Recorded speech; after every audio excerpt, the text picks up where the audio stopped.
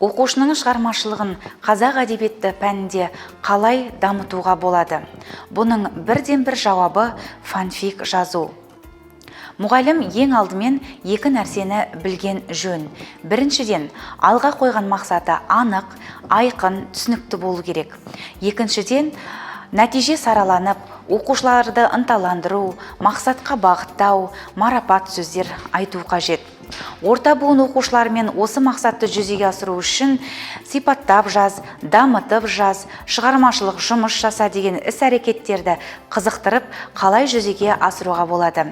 Бұл үшін зерттеудің нәтижесінде туындаған әдістің бірі фанфик жазу. Ең алдымен фанфик деген не? Шығармашылық жанрдың бір түрі.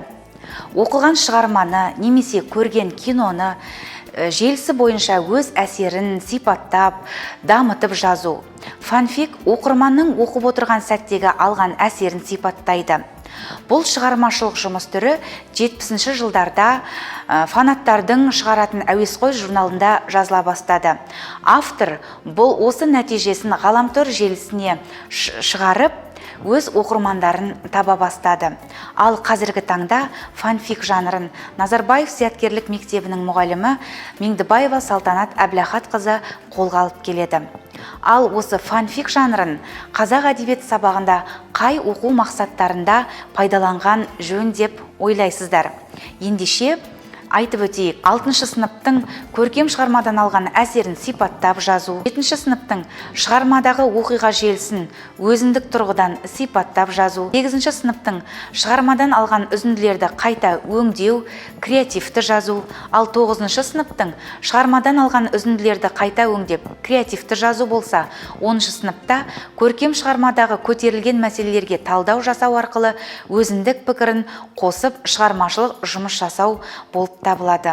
Мен өз тәжірибемде 10-шы сыныптың Шерхан Мұртазаның Тәуекел той шығармасындағы кейіпкерлер бейнесін, оқиға желісін сипаттап жазған болатынбыз. Енді осы әдісті мен өз сабағымда қалай жүзеге асырдым? Оқушыларды ең алдымен 6 топқа бөліп, бірінші топтың тапсырмасы мына үлгіде болды. Осы оқиғадан кейін тағы қандай оқиға болуы мүмкін? Жалғастырып жазыңыз. Ал екінші топтың тапсырмасы: ары қарай қандай оқиға болуы мүмкін? Керімқұлдың тағдыры қалай болуы мүмкін деген секілді тапсырма берілсе, үшінші топқа бұл кейіпкердің шығармадағы алған орны қандай? Және осы кейіпкердің қатысқан тағы бір эпизодын қосып жазыңыз. Ал төртінші топтың тапсырмасында үзіндіні оқыңыз. Керімқұл бейнесін әрекет арқылы жағымды кейіпкерге айналдырыңыз. Ал бесінші топта үзіндіні оқыңыз, тіленші баланы өмірін ары қарай жақсы жаққа бағыттап жазыңыз деген тапсырма болса, алтыншы топқа диалогты ары қарай жалғастырыңыз, диалогты қызықты етіп жазыңыз деген сынды тапсырмалар берілген болатын. Оқушылар осы тапсырманы орындай отырып, өздерінің бағалау парақтарына қысқаша ақпараттар жазып өтті. Мәселен, жазған шығарманың тақырыбы қандай? Қай шығарманы негізге алып жаздыңыз? Басты кейіпкерлер кімдер? Оның рейтингісі қандай? Жанры, көлемі, мәртебесі, яғни статусы кімдерге оқуға болады? Қысқаша мазмұны, арнау, басқа жерде жариялануы. Сонымен бірге автор ескертпелері мен бета көрсетілетін болады. Міне, оқушыларды шығармашылыққа баулудың тағы бір түрі фанфик жайлы білдіңіздер. Шығармашылық жанрдың тиімділігі қандай? Ендеше тиімділігіне тоқталып өтейік.